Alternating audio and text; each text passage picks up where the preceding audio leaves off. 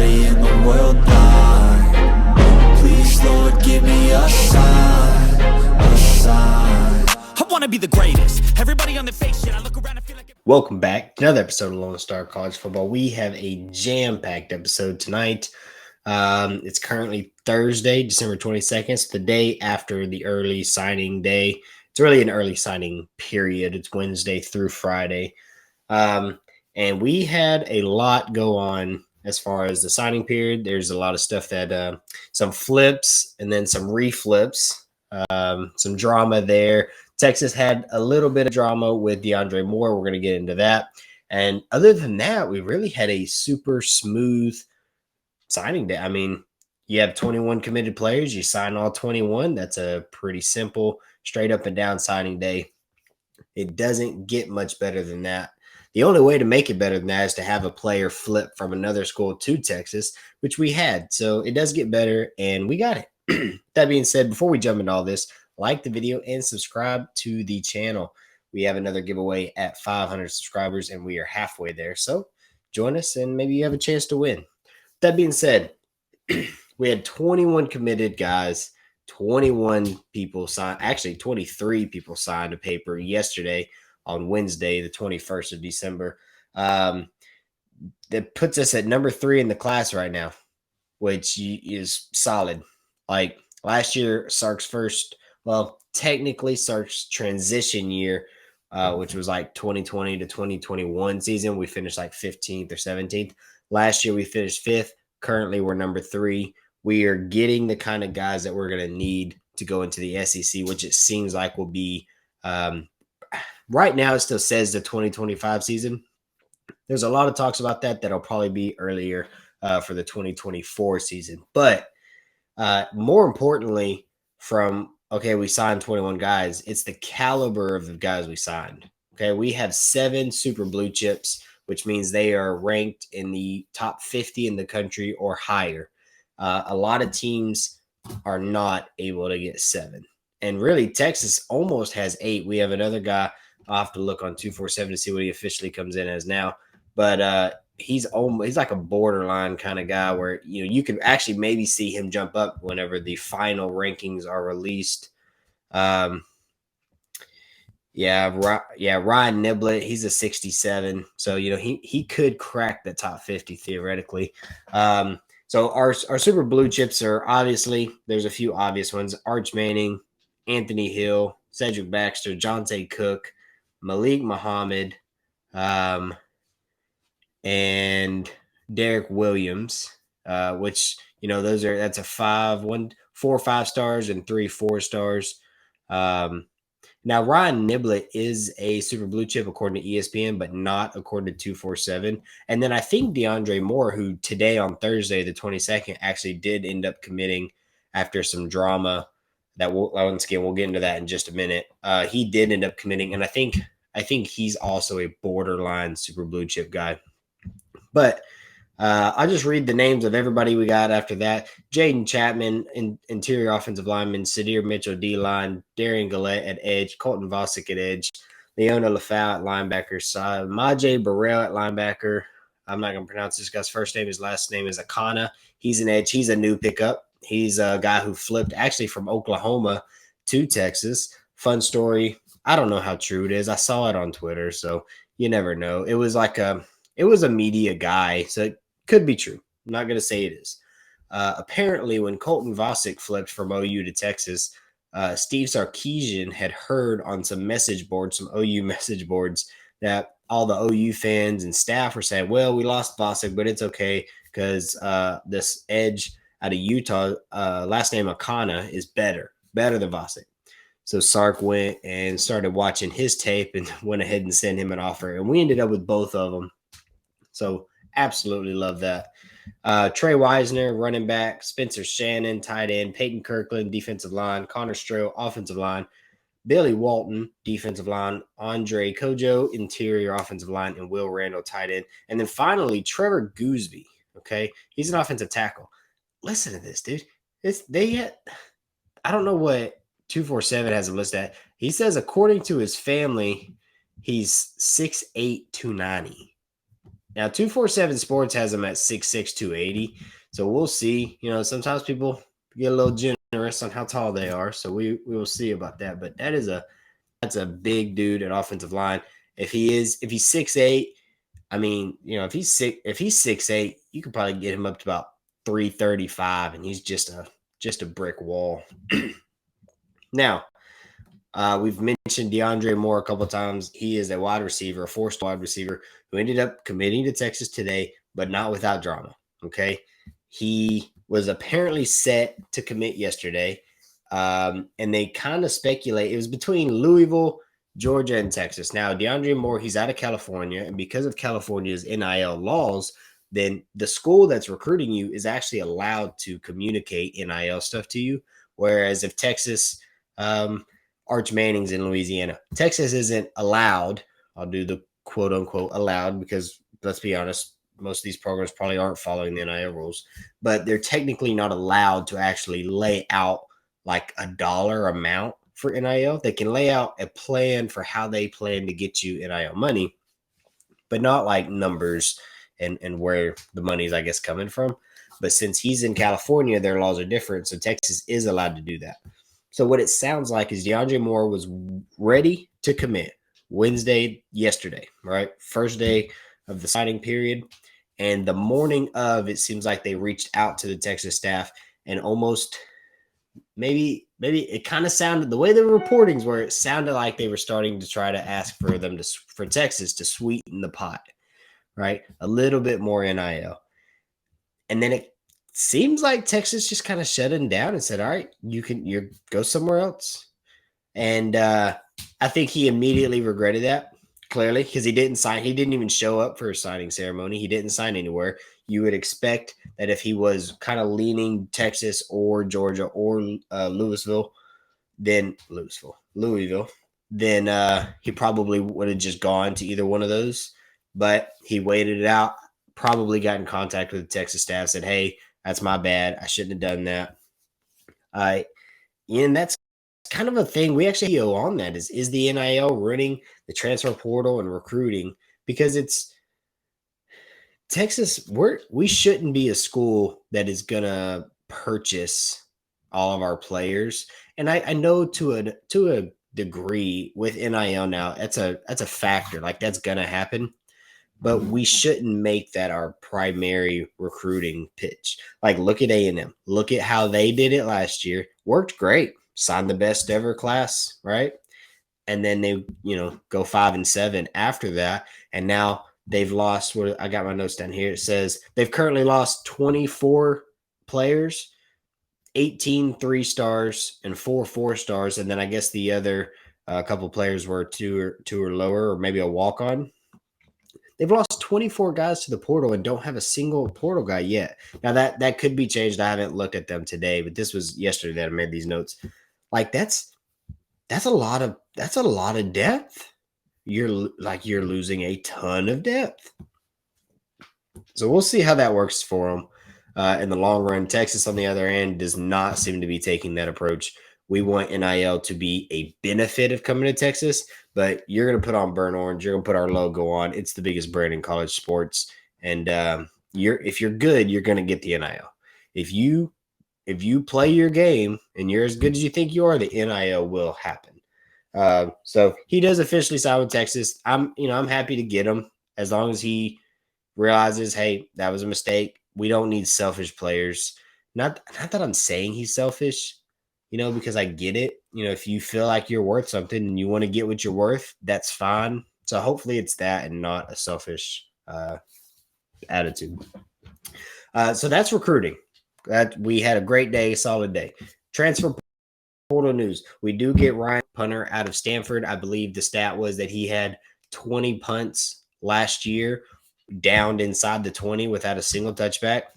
Sounds great. He's a 4-year starter, or at least a 4-year player for Stanford. So it sounds he's probably a grad transfer to Texas. So we'll have him for a year. That'll help us. He's also a holder for field goals, which is important because Hudson Card was our holder and he's gone. So we need somebody who knows how to catch the ball, hold it, laces out, fast pace kind of a play. So that'll benefit us.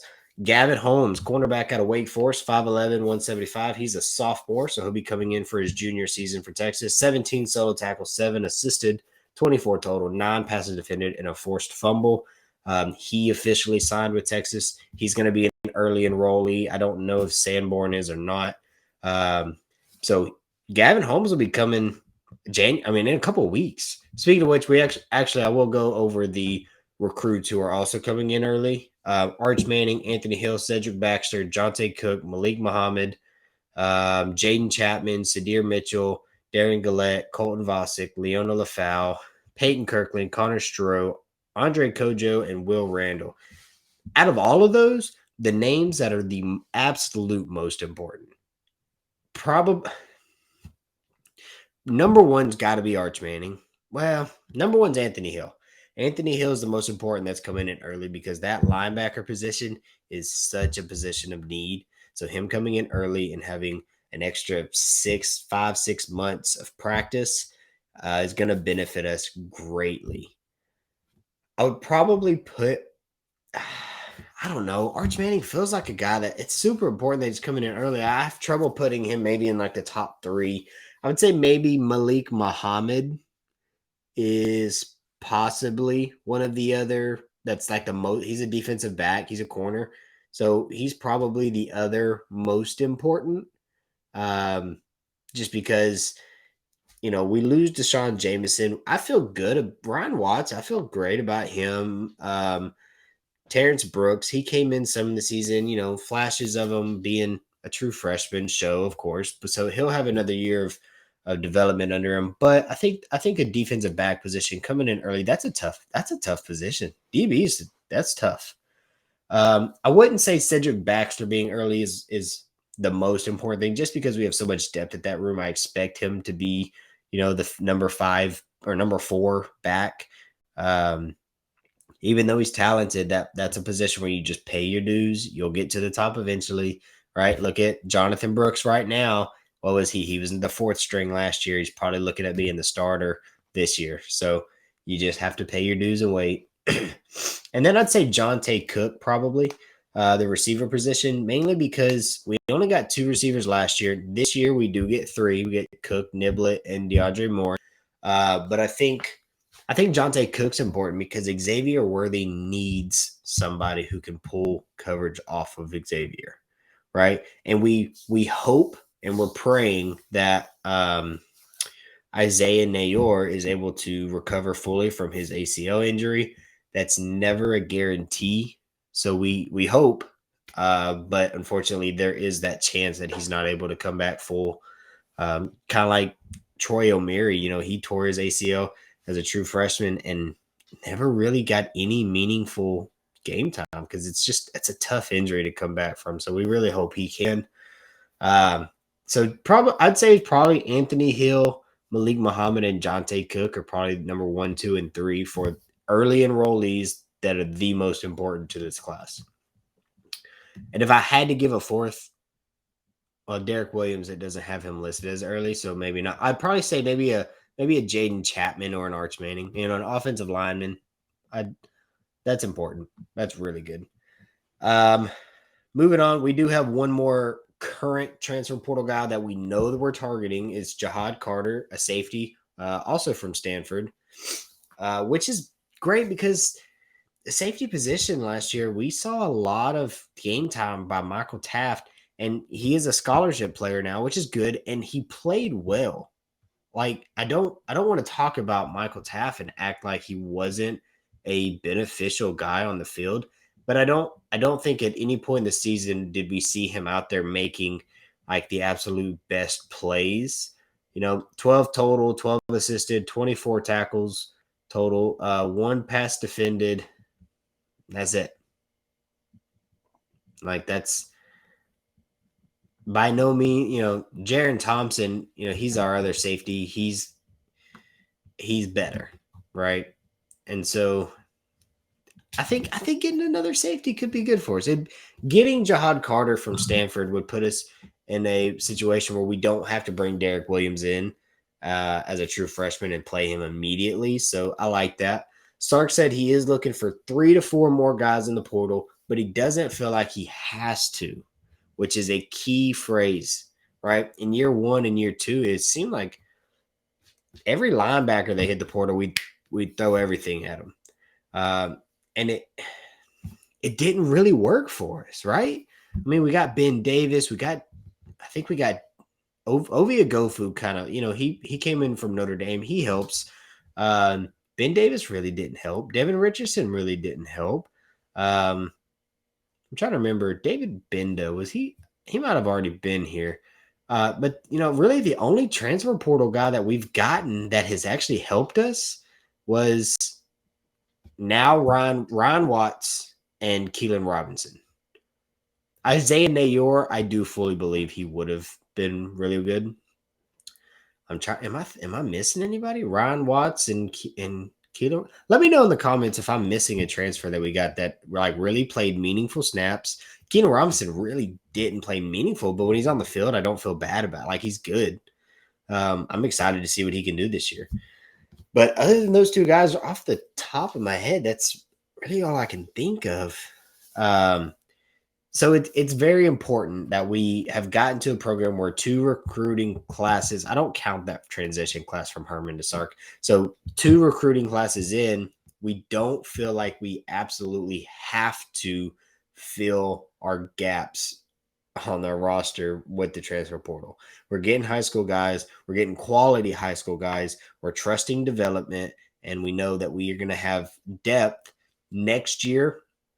Next year doesn't feel like the year in which we say, okay, we have crazy depth, but probably year 3, right? Where all of last year guys are now either true juniors or redshirt juniors, where those are the upperclassmen, and then the 2024 class are the freshmen. That's probably where we'll have our most depth. And if we stack another class like we had last year and this year going into 2024 for the SEC, I feel pretty good about that. I mean, I don't want to get too much into the season. We'll do a way too early Big 12 prediction in a little while, but I like that. So he doesn't feel like he has to take, but if the right guys are available, right? Because we still have playoffs, we still have big bowl games. There's going to be a whole nother wave of transfer portal guys. And if the right guys, like Ryan Watts as a DB comes from Ohio State, if another Ohio State DB wants to hit the portal, yeah, we probably should send out an offer. If we think they can come in immediately and make an impact, then we will probably do that. And I like that. 2 or 3 more, or 3 to 4 more guys doesn't feel like we're absolutely just trying to grab for anything. It feels like we are really, really specific, and that's great. Other news with the program, Ajay Hall no longer seems to be with the football team. He, as far as I've been able to find, he's not in the portal. If you remember, Ajay Hall was a guy who, while at Alabama, was voted off the team by the team. So he has issues. This could mean there's issues here, and maybe he's just separated from this program, from the football program. Or maybe he's just, maybe he's come in and he's doing everything right. He just doesn't feel where it needs to be, and he's going to go to the portal. I'm not entirely sure. Xavier Worthy still at the program. Love that. He seems to be changing his number from 8 to 1. That gives me a reason to think he's not leaving. Why go through a whole process of changing your number if you're about to leave? He also hasn't opted out of the bowl game. If you're leaving, why would you put your body on the line for a bowl game? That doesn't make sense. And I saw a stat that was interesting about our recruiting over the last 2 cycles. We've signed 12 offensive linemen, and their average size is 6'5", 316 pounds. When we go to the SEC, to have big bodies like that is going to be huge. I mean, it's huge for us last year. Look at our offensive line last year. Play like even with 2 true freshmen playing like significant. Like Kelvin Banks played everything. There's got to be a point in which offensive linemen can be really athletic, right? Really strong. But if you're not the most athletic and the strongest, then you need to be really big. So, hey, I may not be strong enough to push you back, but I weigh too much for you to push me back. That's not a bad thing. Obviously, you want a mix of everything. But with that being said, we're going to move on to some other programs. Before we do, I do want to remind y'all, if y'all live in the states of Texas, New Mexico, Utah, Georgia, Colorado, Oklahoma, or Tennessee, and you've gotten the phone calls that I've gotten over the last few months that because of the economy, all of your insurances are going up, do me a favor. Give Casey Crutcher a call over at Rollo Insurance, phone number down below, and see what he can save you on your home, auto, life, health, and business commercial insurance. We switched from an unnamed insurance to Casey over at Rollo. He was able to save me and my family $40 a month, and that's just bundling home and auto. He wasn't offering life insurance when we did that. So he's now offering way more than he was before. We might need to give him a call and see what else he could do for us. Moving on. Oregon had a really good signing day. Not as good as we thought, right? So Peyton Bowen was expected Notre Dame or Oklahoma. At the last minute, flips to Oregon. Well, throughout the whole day, Oregon's reporting, "Hey, he flipped, but we haven't got his signature on this letter of intent. We still haven't gotten it. Still haven't gotten it." Today, he gets reported that he kind of got caught in the moment. He made a rush decision, and he doesn't think he made the correct decision, so he flips back to Oklahoma. So Oregon was sitting at with the number 7 class in the country. Now they're at 11, still pretty good. First year under their new head coach Dan Lanning, with Mario Cristobal dipping out to Miami. Miami's having a really good recruiting class as well. They currently sit at number 4 with 26 commits, 3 5-stars, 14 4-stars, and 8 3-stars. Now there is a little bit of smoke going around. That 5-star DJ Hicks, defensive lineman, is currently committed to A&M. There's some smoke that he might be flipping to Oregon.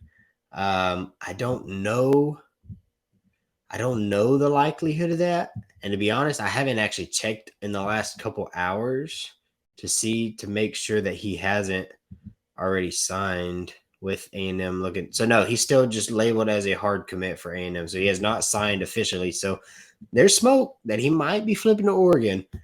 Fine by me. I'm never rooting for A&M to have a good class, so that's absolutely good with me. I mean, Oklahoma now getting Bowen, that moves them up to number 5. I'll read the top 10 with y'all real quick. Alabama, Georgia, Texas, Miami, Oklahoma, Ohio State, LSU, Notre Dame, Tennessee, Clemson. Really no shocking schools are up here. I would say out of all of these, the most surprising, I don't know. I almost want to say Notre Dame just because how bad their season started, but they saved the season. They didn't end up terrible. Clemson didn't do great. Notre Dame has 24 stars, so they just signed a ton of talent, ton of 4-star talent. Really, that's pretty much all I've got for y'all today. I do appreciate y'all rocking with us, like for real. We've grown this channel just in a short amount of time, and we plan on doing more. We want to do a lot throughout the off season. We want to do hype videos, tier lists, way too early season predictions. Kind of want to do like a week by week breakdown once, I think it's in February when all of the schedules will be released for everybody in the Big 12. If any of that sounds interesting to you, please do us a favor and subscribe to the channel.